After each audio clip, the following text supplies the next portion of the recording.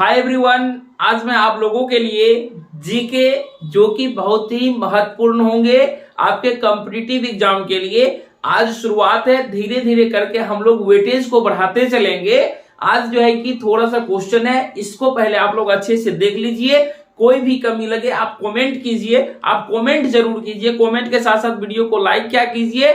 जो भी कमी रहे उसको हम आगे जो है कि इम्प्रूव करने का प्रयास करेंगे। तो शुरुआत करते हैं। आज हम लोग देखेंगे कि वैसा एक क्वेश्चन लेते हैं और उससे जितना भी रिलेटेड क्वेश्चन बनता है उसको कवर करने का प्रयास करेंगे। यानी कि आज शुरुआत है, कल पढ़ाएंगे, आज और कल मिला के परसों पढ़ाएंगे, आज कल परसों, इसी तरीके से सीरीज हम लोगों का बनता चलेगा। तो शुरू करते हैं। तो देखिए, सबसे पहला क्वेश्चन है, सिंधु सभ्यता की खोज किसने की थी? एग्जाम में क्वेश्चन आता है, सिंधु सभ्यता की खोज किसने की थी?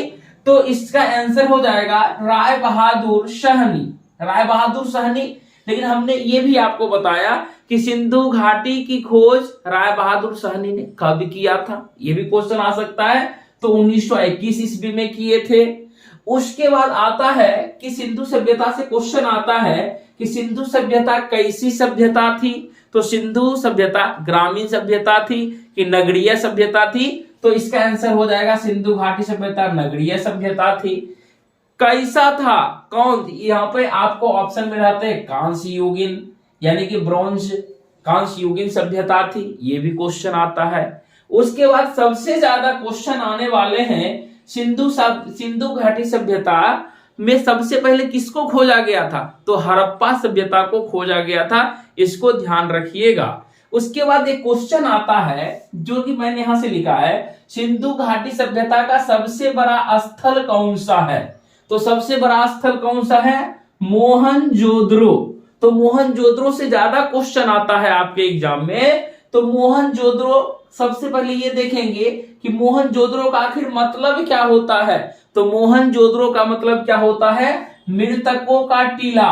क्या होता है? मोहनजोदड़ो का मतलब होता है मृतकों का टीला। क्वेश्चन कैसे पूछा जाएगा कि मोहनजोदड़ो का मतलब क्या होता है? 4 ऑप्शन रहेंगे, तो वहां पे मृतकों का टीला रहेगा, उसको टिक कर देंगे। आखिर यह मृतकों का टीला किस भाषा में है? तो सिंधी भाषा में है, सिंधी भाषा में। ठीक है, सिंधी भाषा में मृतकों का टीला होता है।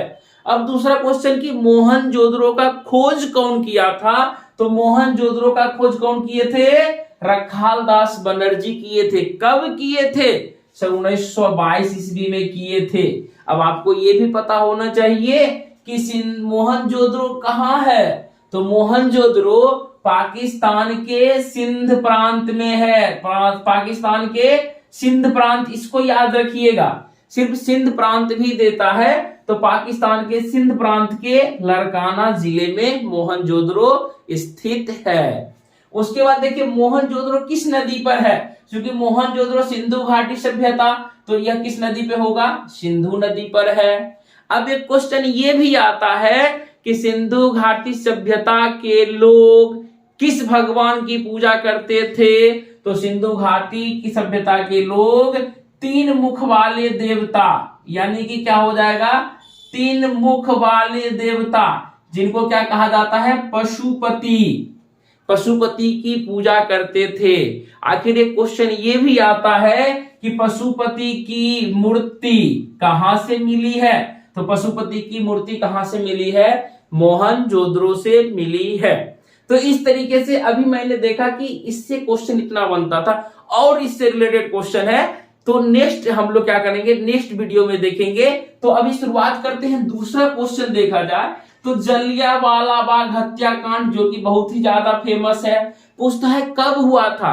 अब देखिए, एग्जामिनर भी तेज हो गया, वह जो है सिर्फ ईस्वी में नहीं बात करेगा, डेट की बात करता है कि जलियांवाला बाग हत्याकांड कब हुआ था? 13 अप्रैल 1919 ईस्वी को हुआ था। जलियांवाला बाग हत्याकांड कहाँ हुआ था? तो पंजाब में हुआ था। पंजाब के किस जगह? तो पंजाब के अमृतसर में हुआ था। और एक क्वेश्चन बता दें कि स्वर्ण मंदिर कहाँ है? स्वर्ण मंदिर कहाँ है? आप लोगों को ध्यान होना चाहिए, स्वर्ण मंदिर अमृतसर में है। नेक्स्ट अब देखिए, कुछ यहाँ पे ना इंपॉर्टेंट लिखे हैं जो कि आपके एग्जाम में हमेशा रिपीटेड होते रहते हैं कि क्या है? असहयोग आंदोलन कब हुआ था? तो 1 अगस्त 1920 ईस्वी को हुआ था। चौरी चौरा कांड कब हुआ था? तो 4 फरवरी 1922 ईस्वी को हुआ था। उसके बाद है नमक सत्याग्रह कब हुआ था? 12 मार्च 1930 ईस्वी को हुआ था। सविनय अवज्ञा आंदोलन कब हुआ था? 6 अप्रैल 1930 ईस्वी को हुआ था। उसके बाद क्या है? भारत छोड़ो आंदोलन कब हुआ था? भारत छोड़ो आंदोलन 8 अगस्त 1942 ईस्वी को हुआ है। उसके बाद कैबिनेट मिशन, जब भारत यानी कि जब अंग्रेज भारत छोड़ के चले गए तो कैबिनेट मिशन की स्थापना, कैबिनेट मिशन जो है कि कब भारत आया था? तो कैबिनेट मिशन हमारा 1946 में कैबिनेट मिशन की गठन हुआ था। कैबिनेट मिशन में 3 सदस्य थे, तीनों सदस्य का नाम हम लोग नेक्स्ट वीडियो में देखेंगे। तो अब देखिए बात करते हैं BHU, बनारस हिंदू यूनिवर्सिटी यानी कि बनारस हिंदू विश्वविद्यालय की स्थापना कब हुई थी? 1916 ईस्वी में। AMU अलीगढ़ मुस्लिम विश्वविद्यालय की स्थापना कब हुई? 1920 ईस्वी में हुआ था। 5वां नंबर क्वेश्चन क्या है? स्वतंत्रता के बाद भारत की संविधान सभा के अध्यक्ष कौन थे? तो इनका आंसर क्या हो जाएगा? डॉक्टर राजेंद्र प्रसाद। तो देखिए डॉक्टर राजेंद्र प्रसाद से रिलेटेड बहुत सारे क्वेश्चन बनते हैं, यानी कि स्वतंत्र भारत के प्रथम राष्ट्रपति कौन है? डॉक्टर राजेंद्र प्रसाद। यानी कि ये भी क्वेश्चन पूछा जाएगा संविधान सभा के अस्थाई अध्यक्ष कौन है? ये भी क्वेश्चन पूछा जाता है। संविधान सभा के अस्थाई अध्यक्ष डॉक्टर राजेंद्र प्रसाद। सबसे पहले अब ये बात होगी कि संविधान सभा को बनने में कितना दिन लगा था? ये भी क्वेश्चन आता है।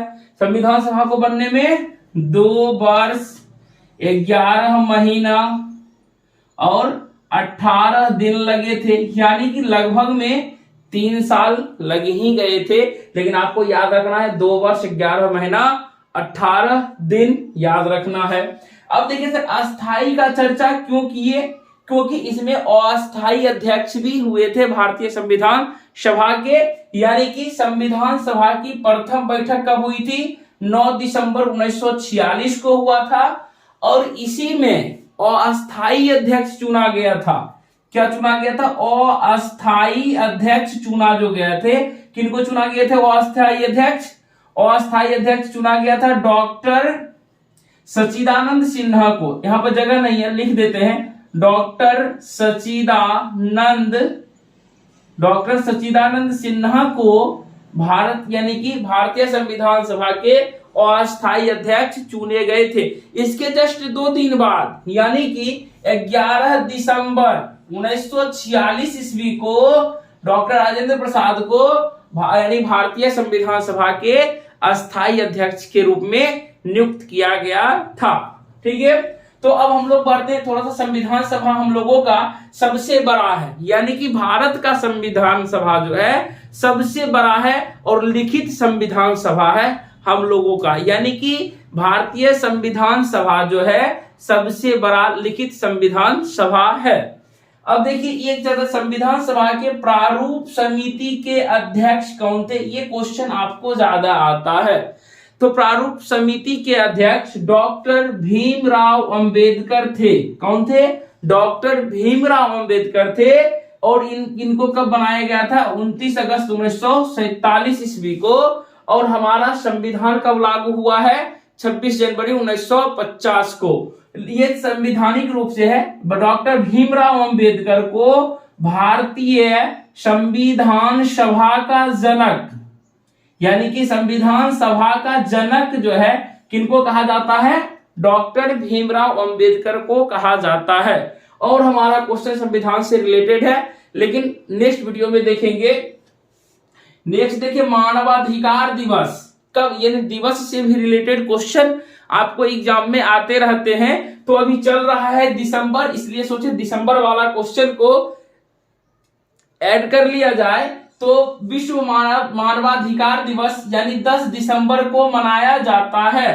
यानी कि 1 दिसंबर को आप लोगों को पता होगा कि 1 दिसंबर को क्या मनाया जाता है? 1 दिसंबर को विश्व एड्स दिवस मनाया जाता है। आप लोग साथ में लिखते चलेंगे, पेन पेपर लेके बैठिए। आज शुरुआत है, कल इससे ज्यादा होगा, परसों इस उससे भी ज्यादा होगा। धीरे धीरे आपको बेसिक चीज बन जाएगा और एग्जाम में काफी मददगार साबित होंगे और सिर्फ वही चीज पढ़ना है जो आपको एग्जाम में आता हो। यानी कि एड्स दिवस, एड्स देखिए क्या लिखा हुआ है, AIDS। एड्स जो होता है ना, एड्स का आपको यहां से फुल फॉर्म भी पूछा जाता है। एड्स का फुल फॉर्म क्या होता है, एक्वायर्ड इम्यून डिफिशियंसी सिंड्रोम होता है, तो इसको ध्यान रखिएगा। अब देखिए नेक्स्ट है कैलाश सत्यार्थी, जो कि देखिए हाल फिलहाल चर्चा में है। सीए करंट अफेयर्स से भी क्वेश्चन आता है। तो कैलाश सत्यार्थी जो है यह बचपन बचाओ आंदोलन, क्या है, बचपन बचाओ आंदोलन के क्या है, संस्थापक है कौन, कैलाश सत्यार्थी। और देखिए एक चीज और लास्ट में जाते जाते क्वेश्चन हम लोग देखेंगे, ये ब्रिक्स लिखा हुआ, क्या लिखा हुआ है, ब्रिक्स लिखा हुआ है। ब्रिक्स से यह जो है कि हमारा एक संस्था है, तो इससे क्वेश्चन एग्जाम में आते हैं। आगे देखिए ब्रिक्स, सर ये मतलब क्या हुआ, पहले जो था ये 4 लेटर था, बाद में एक लेटर एस जुटा, तो सबका मीनिंग क्या होता है, तो यानी कि बी का मतलब क्या हो गया, ब्राजील, क्या हो गया, लिख लेंगे आप लोग, बी का हो गया ब्राजील, आर का हो गया रूस, आई का मतलब हो गया इंडिया यानी कि भारत, सी का मतलब हो गया चीन, और जो है कि हमारा एस का मतलब हो गया दक्षिण अफ्रीका, क्या हो गया, दक्षिण अफ्रीका, यानी कि ब्राजील, रूस, इंडिया, चाइना और साउथ अफ्रीका। तो ये चीज आपसे पूछते हैं क्वेश्चन कि इस चारों में से बताइए, 4 ऑप्शन दिया हुआ रहेगा कि बताइए ब्रिक्स का कौन सदस्य नहीं है। तो आपको अब याद हो गया होगा, आप आसानी से टिक कर देंगे, BRICS याद रहेगा, बी का मतलब ब्राजील। कभी कभी ये भी पूछता है कि ब्रिक्स में बी का मतलब क्या है, तो आप लोग टिक करेंगे ब्राजील, ठीक है। तो यहां से ये चीज हो गया। अब देखिए सर एस सबसे बाद में है, यानी कि एस सबसे बाद में है, तो मतलब क्या हुआ, दक्षिण अफ्रीका यानी कि साउथ अफ्रीका जो है सबसे अंतिम देश है जो कि ब्रिक्स का क्या बना था, सदस्य बना था। यानी कि ब्रिक्स का स्थापना कब हुआ था, 2009 ईस्वी में हुआ है। और देखिए ब्रिक्स को हम लोग न्यू डेवलपमेंट बैंक के भी नाम से जानते हैं। और इसका मुख्यालय कहाँ है, इसका मुख्यालय है चीन के शंघाई शहर में है। तो आज का वीडियो आप लोगों को कैसा लगा, अगर आज का वीडियो आप लोगों को पसंद आया तो वीडियो को लाइक कीजिए, चैनल पर नए हैं तो चैनल को सब्सक्राइब कर लीजिए, बेल आइकन को ऑन कर दीजिए और वीडियो को उनको भी शेयर कीजिए, अपने दोस्तों को शेयर कीजिए, इनको इस वीडियो की आवश्यकताएं हैं उनको जरूर शेयर कीजिए। तो मिलते हैं नेक्स्ट वीडियो में, तब तक के लिए आपसे विदा लेते हैं, जय हिंद।